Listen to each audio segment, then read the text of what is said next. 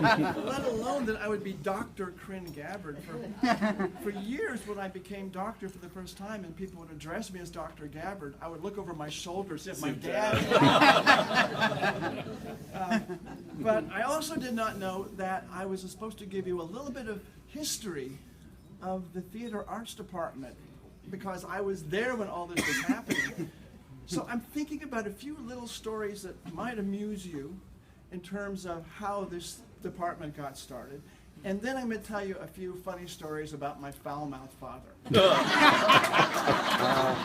Realizing completely that I'm now all that's standing between you and dinner. So let me start by recalling that I think the chairman of the speech department in those years was a man named Glenn Ross, not to be confused with David Mamet's play. And he was a nice enough fella, but he was my father's chairman, so obviously that was going to be a problem. And I think at that point Wayne Thurman was in speech correction. John, who was the fellow in debate? John Hopkins was in debate. But by 64, my dad had already hired John Bielenberg to be, amazing talent. Ann Smith was the costume designer, and Ray Schneider was doing oral interpretation. So there was already this band of theater people within the speech department. And the only reason they were in the speech department was because of Aristotle. Does anyone know about that? That there's somehow in the early days of education, somehow the categories for how departments should be organized came from Aristotle. So that's why theater and debate and speech correction were all in the speech department. But my dad had good relationships with a couple of the people that made this happen. One was Quincy Van Ogden Doudna. And I've got a good story about President Doudna. You may know this story. There was a faculty member, throwing tacks and nails on his driveway. Does this sound familiar? Does anyone know this story? And so poor old Quincy would come pulling out of his driveway in his car, and his tires would explode. And so he would, of course, get new tires. And then some months later or some weeks later, it would happen again. And so they finally got campus police to sort of monitor his driving. And one day they caught a professor. I think he was in the history department. I'm not going to mention his name, although later tonight when I've had a couple drinks. And they said, "What are you doing? You're ruining your president's tires." And the fellow said, "Well, I was on this committee, and I did a lot of work for him, and he never thanked me." And one of my best friends in high school was the son of Norma Winkleblack. And Norma Winkleblack basically kept the university going for many years as several generations of presidents and secretary. And I confirmed this with her, that when Doudna found out that all this was happening because he had upset this faculty member, he said, "Let's put him in jail, that son of a bitch." And his reaction was, "I thought I had thanked him." And Norma spent a day going through the files. And I know there's that letter someplace. And so they never found it. So Quincy Van Ogden Doudna was one of the people who I think made it simple for my father to bring his department out of the speech department. The other person who was a lot of help was Dean Hobart Heller. And Dean Heller was fond of my dad because he liked my dad's shows. And one day he said, "Gabby, you've really got to do Brigadoon." But this was when my dad was doing raw sod. And so he's thinking, "Sure, whenever you retire." And the years went by and he wasn't retiring, and he was thinking, I really got to get that out of the way. So he asked Mrs. Heller, because we had a president named Lord and a dean named Heller, said, "Well, when's he going to retire?" And the wife said, "If you do Brigadoon, he'll have to retire." Now, this was back in the days when the coolest possible thing that I could do was tag along with my dad to see how he put these plays together. And I was there, constantly. And I remember just sitting there and watching him take these lovely children from farm country and get these performances out of them. And there's a scene in Brigadoon where a lot of girls are sitting around. I should have gone and watched the movie so I can remember exactly the scene. But I remember a number of women in circles singing.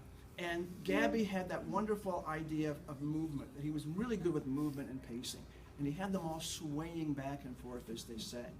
But most of them were just like singing and swaying. And at first he was Mama Rose from Gypsy. Smile, baby! Smile! And they weren't smiling. At least most of them weren't. And I remember this vividly. I was sitting right there. And he finally got up and he walked around and he pointed to me and said, now look, your friends and your family are going to be here. And if you want to look like a bunch of sullen bitches, you go right ahead. But for me, goddammit, you're going to smile. That's like Gabby. And sure enough, at the performance. Okay. So that was for Hobart Heller. Now I have to tell you one more story, and I only remembered this when I was having a conversation with Amos, Ms. Jenkins, who was in my father's production of Dark of the Moon back in '67. Now that was the second time my dad had directed Dark of the Moon at Eastern. As you know, he's from Kentucky Hills, and his father and mother were of the Kentucky Hills. My grandfather said he went to school 2 days in his life. And the only reason he came back the second day was because he forgot his hat on the first day. And my grandmother was a very, very serious Southern Baptist. That meant no drinking, no smoking, no dancing, no card playing, and not even singing in certain circumstances. My dad said he came to the table one day singing, and my grandmother said, "Stop that singing! Ain't you got no respect for the Lord?" So that was my grandmother.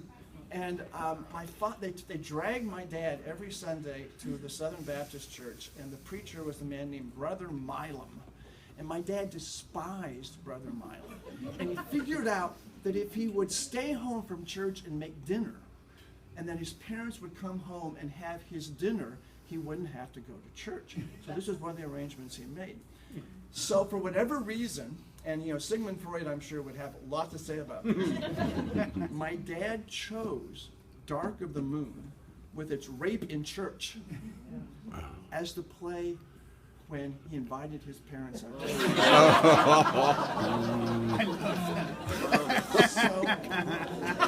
Cheers, Gabby. So my grandmother, needless to say, was a little upset.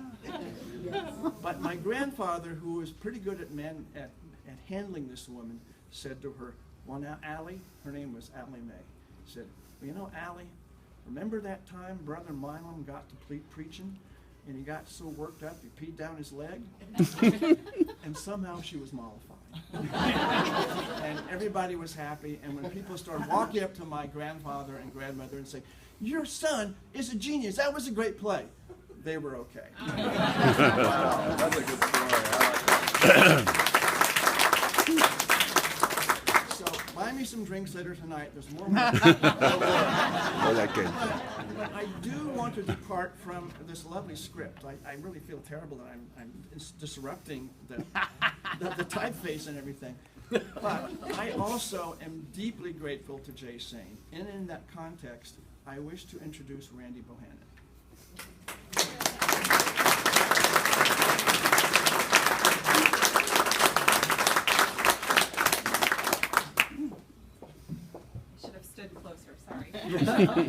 Takes me a while to weave around.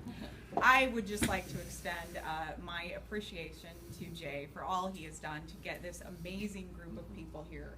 I've tagged along to many of your events this weekend, and I just have to say I've thoroughly enjoyed your stories. Your love for each other is so obvious, and it's very inspiring. So along those lines, Jay, I do have a small gift. Oh. You may want someone else to hold that. Oh, you would really have to do that. Yes, This is not about me. I know. It is now. Which is why we have to do this. Oh, really? Would you like me to read it? I don't think I can. Yes. Okay, presented to Jay Sane. I'm gonna start crying. In recognition for your generous commitment of time, support, dedication as honorary chair for the Eastern Illinois University 50th anniversary celebration of the Theater Arts Department. That's a big mouthful. Your selfless acts of kindness are an inspiration to those around you, and your friendship is a gift to be forever treasured.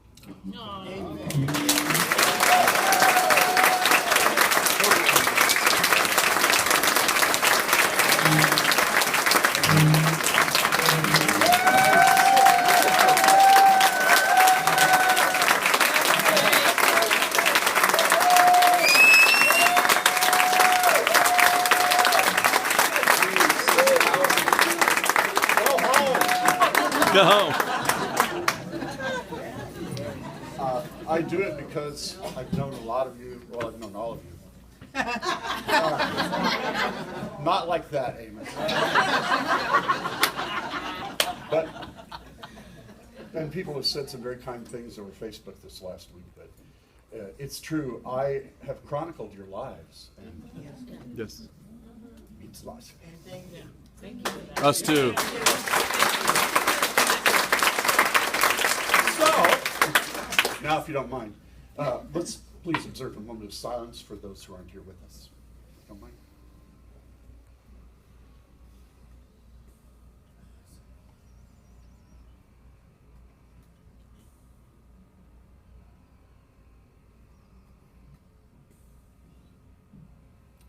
Even though they're not here physically, they are part of the foundation that made us the people we are today.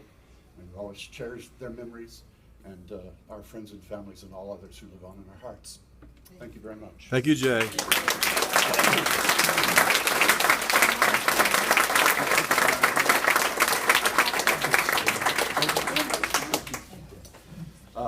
So, Biddles is served.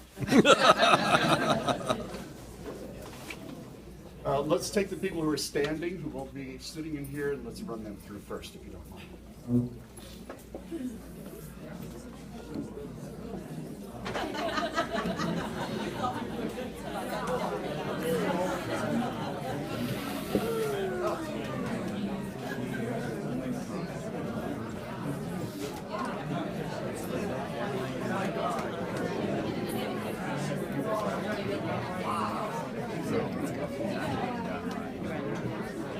I want to talk to you people after a while. Yes, we know.